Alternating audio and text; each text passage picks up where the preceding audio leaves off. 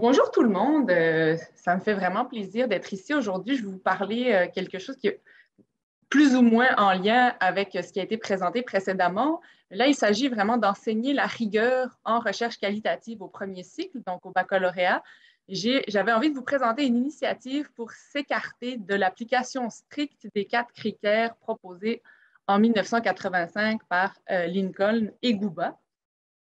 Et en fait, pour me positionner un petit peu, parce que souvent en recherche qualitative, on aime bien parler de son propre positionnement pour amener de la transparence, ma réflexion autour de la rigueur en recherche qualitative ne date pas d'hier, mais en fait, c'est une préoccupation que j'ai depuis le début de mon parcours d'étudiante en psychologie. Mais si j'ai trouvé dans mon parcours d'étudiante que la rigueur était complexe à comprendre, à maintenir, à justifier lorsqu'on tente de publier des articles empiriques en recherche qualitative, j'ai découvert, quand j'ai commencé à enseigner, que c'était, sans compter justement le défi que ça constitue, tout ça, d'enseigner la rigueur en recherche qualitative, en particulier dans un programme de baccalauréat où la recherche quantitative et le courant post-positiviste sont très présents. Donc, ce bref positionnement réflexif vous permettra, j'espère, vous permettra un petit peu de me situer dans la communication que je vous présente aujourd'hui. Donc, pour ce faire, je voulais d'abord faire un détour sur qu'est-ce que c'est finalement la rigueur en recherche qualitative, quelques enjeux entourant l'enseignement de la recherche qualitative en premier cycle et notamment les défis que j'ai rencontrés. Puis, une initiative que j'ai développée inspirée des travaux de Tracy, poursuivie, je l'espère, si je ne parle pas trop longtemps, d'un moment d'échange avec vous. Donc, la rigueur en recherche qualitative, encore actuellement, on le sait, la rigueur en recherche qualitative fait l'objet de nombreux débats et controverses, notamment parce qu'on ne peut pas réaliser l'évaluation de la qualité d'une recherche qualitative de la même façon qu'on recherche quantitative. Par contre, comme des critères sont utilisés en recherche quantitative, que ce soit la fidélité, la validité interne, la validité externe, etc., on a commencé par d'abord développer des critères de rigueur dans le courant qualitatif. Donc, les critères qui restent les plus utilisés sont ceux qui ont été développés par Lincoln et Guba en 1985, la crédibilité, la transférabilité, la fiabilité et la confirmabilité. On remplace par exemple la fidélité par la fiabilité. Plutôt que de miser sur l'objectivité de la personne qui réalise la recherche, on va plutôt parler de confirmabilité. Ce qui est particulier, en tout cas dans les manuels que nous, on utilise dans le baccalauréat à l'Université de Sherbrooke, bien, ce sont ces critères-là qui sont encore utilisés. Puis je le dis des fois à la blague aux personnes étudiantes à qui j'enseigne. Moi, je suis née en 85. Ça me fait très drôle de leur enseigner des critères qui sont nés en même temps que moi. Il me semble qu'on a pu évoluer depuis ce moment-là. Et effectivement, il y a eu quand même plusieurs auteurs qui ont développé au fil des années des nouveaux critères. D'abord, Lincoln et Guba ont ajouté l'authenticité. Donc, notamment le fait que la recherche représente des points de vue équitables sur le phénomène à l'étude. Ou alors, on a aussi parlé du fait qu'on souhaitait que les résultats de recherche aient un potentiel transformateur, dans le sens que les résultats soient utiles. Il y a aussi d'autres chercheurs comme Elliott et Yardley qui ont mis l'emphase sur la notion de transparence. Donc, que le rapport réalisé sur la recherche soit clair et que suffisamment d'éléments soient détaillés afin que la démarche de recherche puisse être répliquée. Donc, c'est l'idée qu'à la lecture, on puisse facilement comprendre comment est-ce que les données soutiennent les résultats qu'on a obtenus. Et est-ce que les conclusions proposées, il faut qu'on comprenne soit les résultats obtenus ou les conclusions qui ont été proposées, pardon. Et aussi, on souhaite avoir un réel alignement entre la question de recherche, les méthodes, les résultats et l'épistémologie. Donc ça, c'est en lien avec la transparence. Ensuite, on a aussi souvent entendu parler de la réflexivité.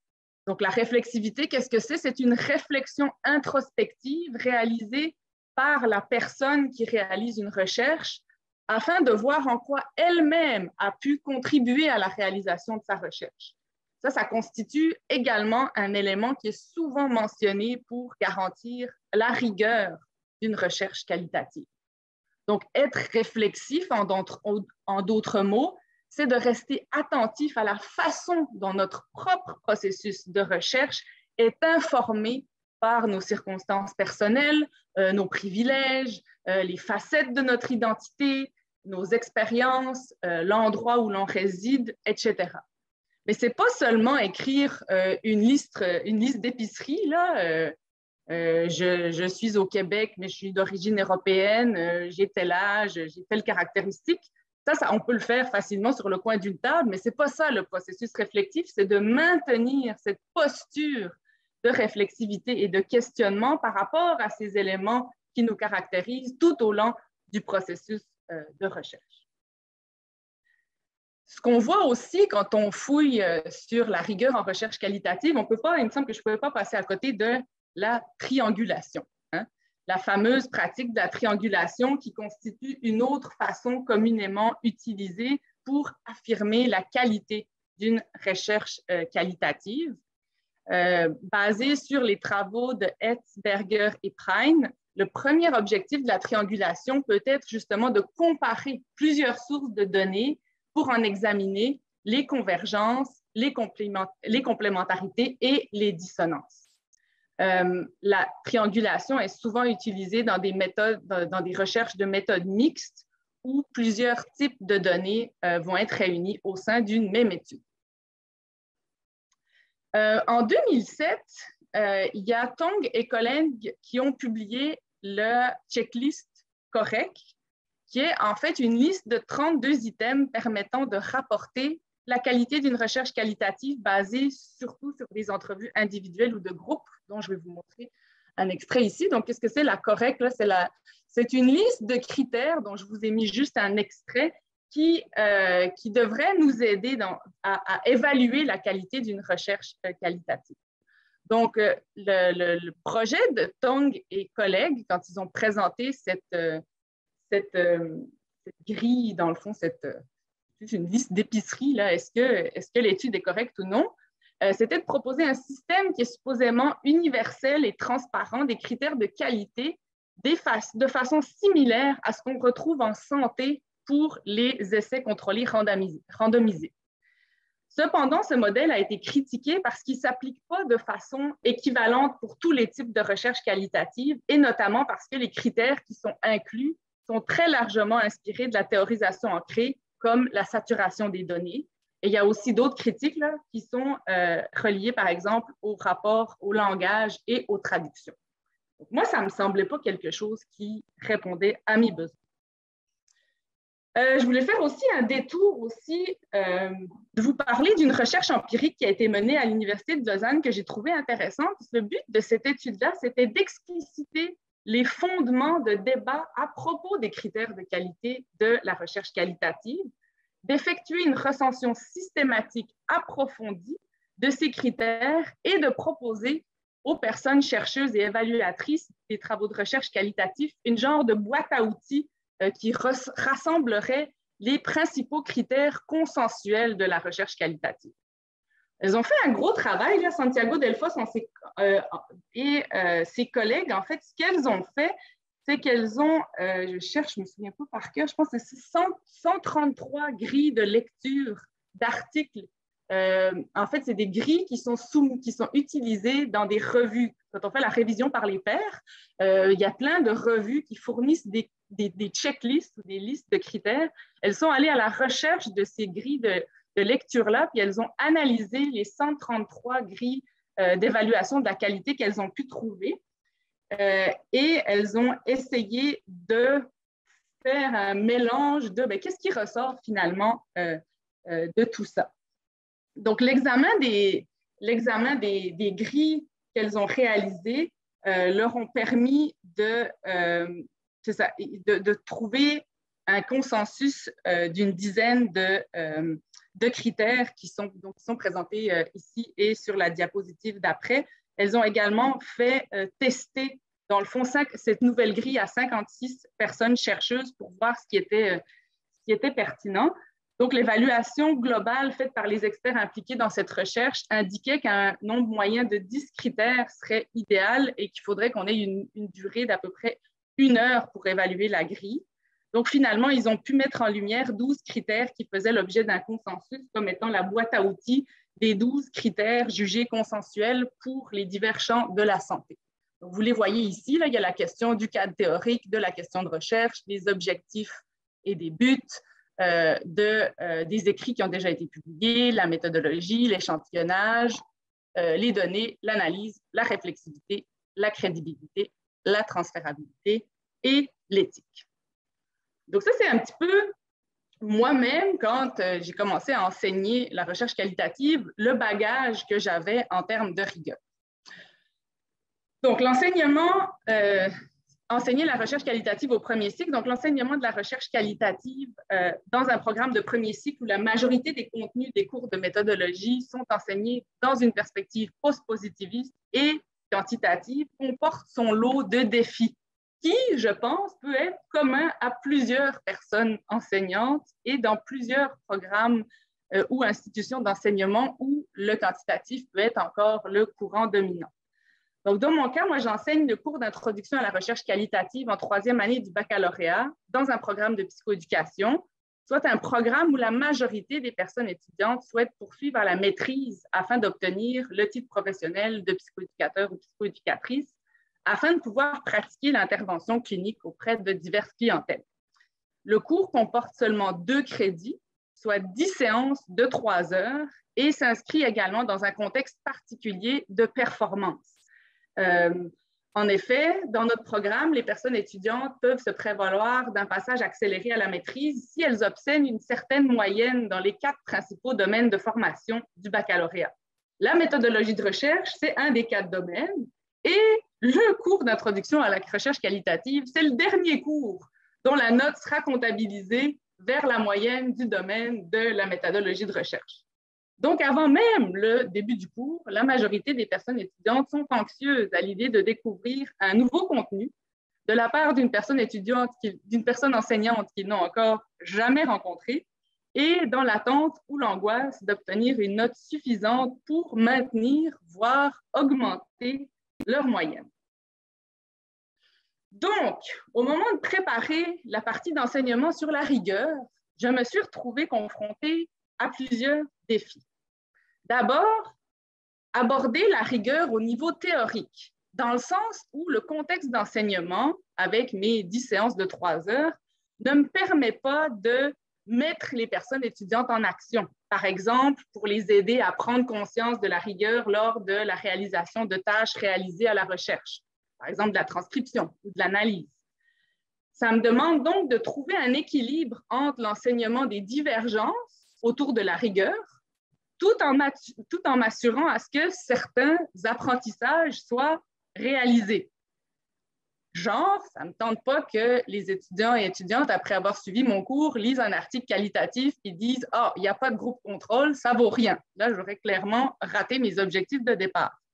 Donc, je veux qu'il y ait des apprentissages qui soient réalisés, mais tout en évitant aussi que la conclusion de l'équation soit « Ah, le qualitatif, c'est de toute façon toujours plus compliqué. » Enfin, dans notre cas, le manuel de référence utilisé pour les cours de méthodologie, comme je vous le disais précédemment, présente uniquement les 4 premiers critères de rigueur de Lincoln et Guba. Et j'en profite pour faire un appel à toutes les personnes qui font de la recherche qualitative. Je n'ai pas été en mesure de trouver un article ou un chapitre de livre en français qui abordait de façon satisfaisante les aspects de la rigueur en recherche qualitative. C'est que si c'est quelque chose qui vous interpelle, faites-moi signe. Donc, j'ai commencé par faire une première tentative d'enseignement de la rigueur en me basant sur les critères proposés par Morrow en 2005, parce que je trouvais intéressant l'idée d'avoir des critères transcendants, soit la validité sociale, la subjectivité, la réflexivité, la cohérence des données, la cohérence de l'interprétation, qui sont complétés ensuite par des critères qui sont relatifs au positionnement paradigmatique particulier.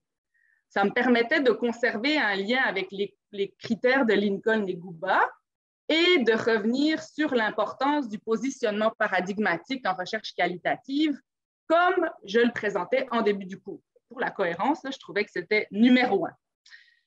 Cependant, si le critère d'équité, soit de traiter les différents éléments de façon équitable et non égale, était relativement facile à comprendre, les notions d'authenticité ontologique, éducative, catalytique et tactique n'étaient d'une part pas bien expliquées par Morrow dans son article et difficiles à utiliser concrètement lors de l'évaluation d'un article empirique pour les personnes étudiantes, par exemple. Ça avait tendance à contribuer aux défis mentionnés précédemment. Le qualitatif, de toute façon, c'est compliqué. Donc, finalement, j'ai finalement, il n'y a pas très longtemps, découvert l'article de Tracy où elle présente, dans le fond, 8 grands critères à considérer pour évaluer une recherche qualitative qu'on pourrait considérer d'excellente. Là, je regarde le temps pour que je ne dépasse pas mon temps. Je vais passer très rapidement sur ces 8 critères-là que Tracy nous suggère d'observer. Donc, le phénomène à l'étude digne d'intérêt, ce serait de s'assurer que pour Tracy, une bonne recherche qualitative doit être pertinente, réalisée à un moment opportun, importante, intéressante ou évocatrice. Donc ça, un phénomène, ce serait de se dire, dans le fond, en d'autres termes, après avoir lu un article, de se dire c'est évident, c'est pertinent, plutôt que de se dire ah, c'est intéressant. C'est ça qui ferait un petit peu une différence entre un phénomène à l'étude digne d'intérêt pour Tracy. Pour ce qui est de la rigueur riche, c'est qu'une recherche qualitative devrait contenir une riche complexité.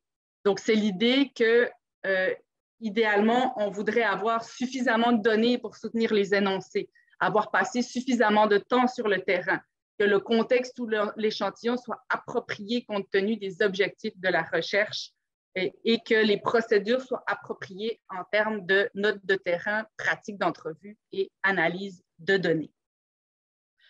Rapidement, la sincérité. Pour Tracy, on peut atteindre la sincérité par la réflexivité, la vulnérabilité, l'honnêteté, la transparence et l'audit.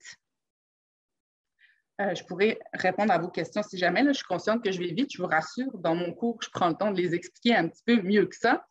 La crédibilité fait référence à la fiabilité, la vraisemblance, la plausibilité des résultats de recherche. Tracy présente différents éléments qu'on peut utiliser pour assurer la crédibilité, par exemple la description dense et détaillée, la connaissance tacite, la triangulation, la cristallisation, la multivocalité, la réflexion des participants en étant des possibilités. La résonance, donc la résonance fait référence à la capacité d'une recherche de résonner et de toucher une audience en particulier. Est-ce que ça résonne? Est-ce qu'il y a un mérite esthétique? Est-ce qu'il y a une certaine transférabilité qui pourrait être réalisée des résultats de la recherche? La contribution importante, est-ce que l'étude amène de nouvelles connaissances, permet d'améliorer la pratique, inspire d'autres recherches, libère ou donne du pouvoir d'agir? Donc, ça peut être des contributions autant sur le plan théorique, pratique, méthodologique ou encore heuristique. L'éthique, dans l'éthique, il y a différents éléments qu'on peut considérer. Évidemment, l'éthique procédurale. Est-ce qu'on a eu une approbation par le comité d'éthique de la recherche? Mais également l'éthique relationnelle qui se base sur la philosophie de l'éthique du care, qui reconnaît et accorde la valeur au respect mutuel, à la dignité et à la connexion entre le chercheur et les personnes participantes et les communautés avec lesquelles il travaille. Et aussi l'éthique après. Est-ce qu'une fois qu'on a quitté le terrain puis qu'on a collecté nos données, est-ce qu'il y a un lien qui est maintenu ou non avec le terrain? Et le dernier critère, c'est la cohérence ou l'alignement, donc de considérer la cohérence entre le devis de recherche, la collecte de données, leur analyse, tout en prenant également en compte le contexte, le cadre théorique ainsi que les objectifs ou les questions de recherche. Par exemple, quand on évalue la cohérence ou l'alignement, Si une personne qui conduit une recherche indique qu'elle se situe dans un paradigme dans lequel la connaissance est construite socialement, ce ne serait pas très cohérent qu'on réalise un accord interjuge indépendant lors de l'analyse des données. Il y aurait alors un problème au plan de la cohérence ou de l'alignement. On a passé les 20 minutes. Oui, 5 minutes. On a passé les 20 minutes, oui. Donc il reste on a passé les 20 minutes, merci, c'est très bien. J'allais justement conclure en vous présentant comment je l'ai utilisé maintenant dans mon cours. Ce que je trouvais intéressant avec ces 8 critères-là, c'est que ce sont 8 critères qui sont quand même très larges et qui ne sont pas prescriptifs, dans le sens qu'ils peuvent s'appliquer autant à une recherche qui serait une recherche-action participative émancipatrice, autant une recherche qui serait beaucoup plus post-positiviste pourrait y trouver des éléments dans chacun de ces critères-là. Donc, en fait, comment j'ai réalisé le cours dans lequel j'enseigne s'inscrit dans une approche programme et dans le fond, ça veut dire on est en lien avec ce qui se fait dans d'autres cours.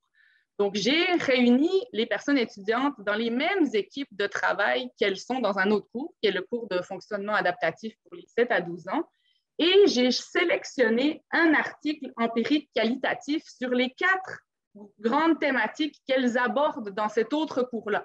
Dans leur cours de fonctionnement adaptatif, les équipes travaillent soit sur l'anxiété généralisée, le TDAH, le trouble des conduites ou l'état de stress post-traumatique. Elles doivent travailler sur ces thématiques-là.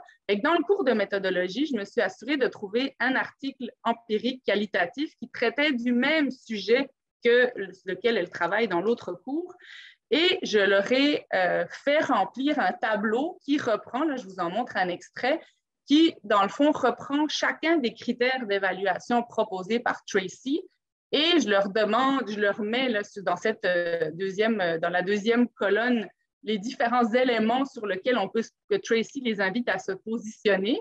Et je leur demande d'aller extraire des éléments de l'article pour qu'ils puissent se positionner, puis ultimement dire, est-ce que, à votre avis, le phénomène à l'étude est digne d'intérêt ou non? Y a-t-il, à votre avis, une rigueur riche ou non? Et comment je m'y suis prise, c'est que j'ai commencé, dans le fond, par faire cet exercice-là, parce que c'est très anxiogène pour des personnes étudiantes en début de baccalauréat, enfin en fin de baccalauréat, mais en début j'ai envie de dire, de baptême de la recherche qualitative, de se positionner puis de critiquer un article. Et comment on a procédé, c'est qu'ils avaient déjà lu un article qualitatif, et plusieurs, mais on en a choisi un comme exercice de révision. On a réalisé tout le monde ensemble et après ça, ils ont fait la même initiative en équipe, chacune et chacun de leur côté.